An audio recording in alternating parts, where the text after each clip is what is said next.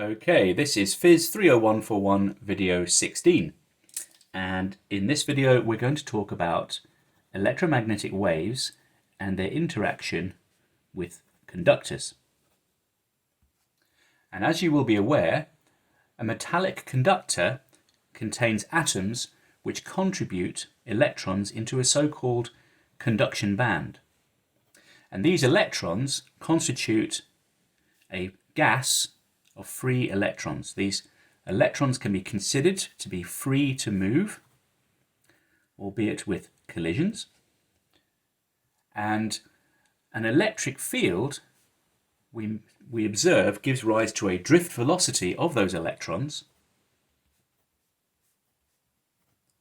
such that for a given electric field, we obtain a current density in some material. This is, of course, expressed as a function of volume, and that is proportional to the electric field, where the constant of the proportionality is known as the conductivity, and that conductivity is going to be a function of frequency.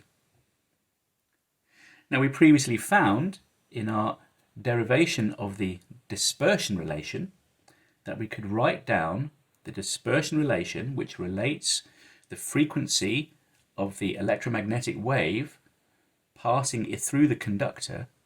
Imagine that this wave is incident perhaps upon the surface of the conductor. It can be related via Maxwell's equations to the wave number is dependent upon the frequency due to the relative permittivity and permeability, and of course here due to the conductivity.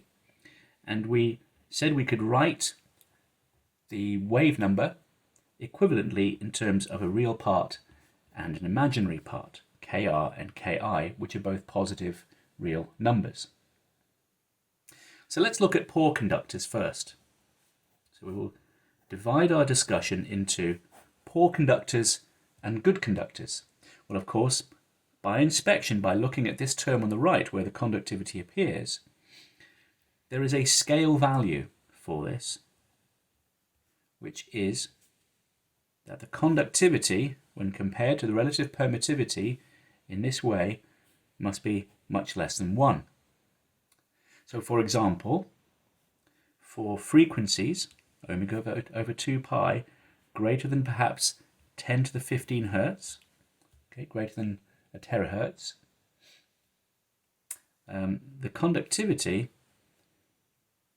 is of the order of 3 times 10 to the 4 per ohm per meter in SI units, and you can check that this satisfies this condition. So carbon at these frequencies can be considered to be a poor conductor. So in this situation, of course, because this term is small in our expression for the wave number, we can write an approximation. 1 plus x to the half is approximately equal to 1 plus x over 2. So we may write that the wave number can be written in this form. So again, we're going to divide it into a vacuum part. There's a part to do with the permittivity, and now of course we can write the effect of the conductivity. That factor 2 appears here in the denominator. That's our approximate form for the wave number in a poor conductor. So the imaginary part, by inspection, the magnitude of the imaginary part is given from that right-hand term. And we see, again, by inspection, that the frequencies cancel out here and here, so that the imaginary part of the wave number, which of course is telling us about the absorption of the electromagnetic wave as the electromagnetic wave propagates through this poor conductor, is given by the conductivity and by the permeability and the permittivity.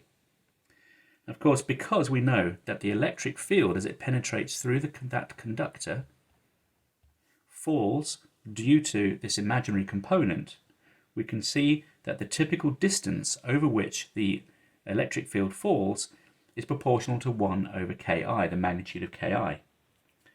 So the decay length of the electromagnetic wave in a poor conductor, which we'll write delta, is equal to 1 over the magnitude of Ki, which is just 2 over sigma, epsilon r, epsilon naught, mu r, mu naught.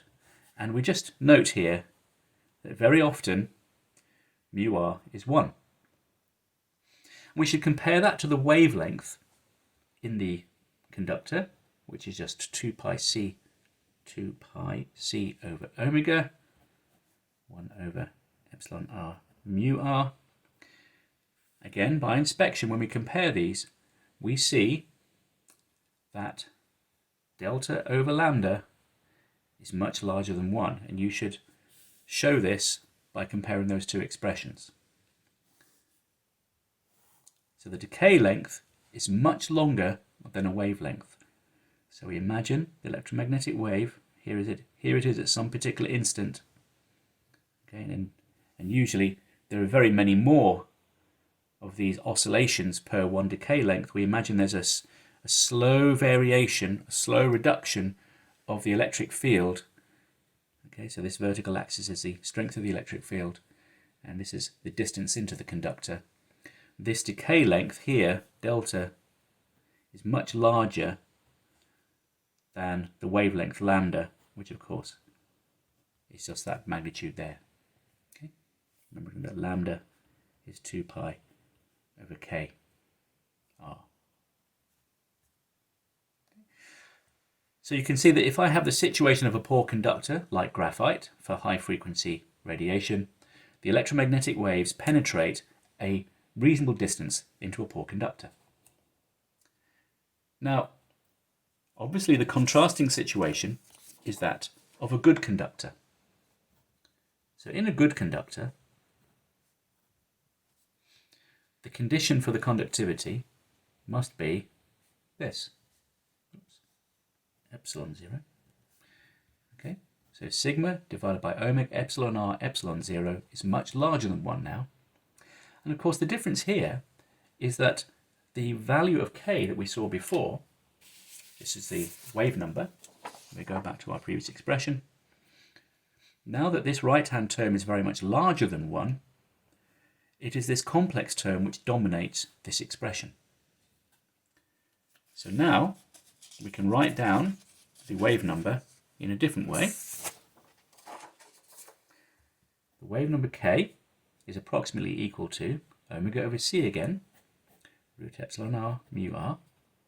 And now we have just this complex term because the real part in the expression is small in magnitude. And we have this square root term, and we want to look at how we can write this down. Well, let's look at minus I to the half, and it'll take a little while to convince yourself of this. We can write minus I to the half. Minus I can be written as e to the I 7 pi by 2 to the half, and the square root of that is e to the I 7 pi by 4, and e to the I 7 pi by 4 can be written as 1 over root 2, 1 minus I. So if you draw this as vectors on a complex diagram, you can show to yourself that these three expressions are the same. So we can write this minus I here as 1 over root 2, 1 minus I, and then we have this sigma over omega epsilon r epsilon 2 appearing twice, so we can write it as and again show that you can do this. We have a term here that appears because of the frequency. So what I've done is I've taken c inside the square root and I've rearranged, and I get rid of epsilon 0, but I retain mu 0 inside here. And I have a factor 1 over root 2 that appears here, so I need to put that in the denominator. Then I have 1 minus I. So this is what the wave number in a good conductor looks like. So again, we have a real part, which of course is the oscillatory part of that wave, and we have the complex part, which expresses the absorption or the damping of the electric field. So just as before, delta, the damping length, which is 1 over this imaginary part here,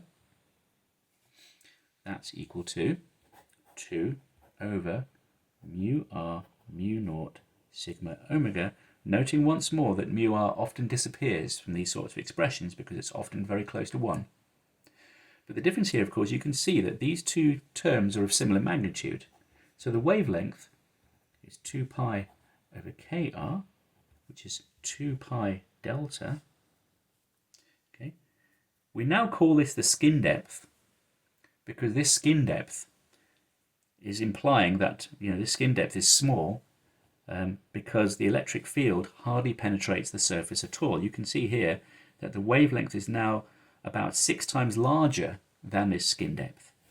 So whilst there is, in principle, an oscillation of the electric field, which extends 1 lambda into the material, again, this is the electric field, the decay delta is much shorter than that.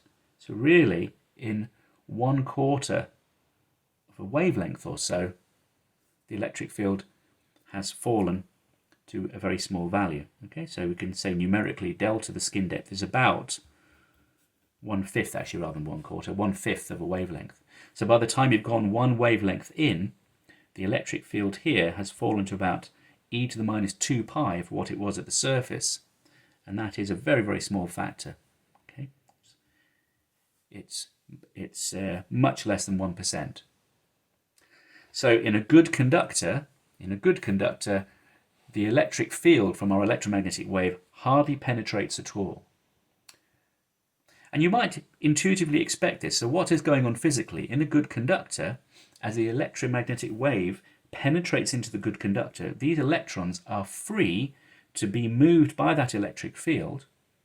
That causes conduction, and that motion causes heat within the conductor because that the remaining conductivity, the resistance, causes the electrons to dissipate that motion into heat.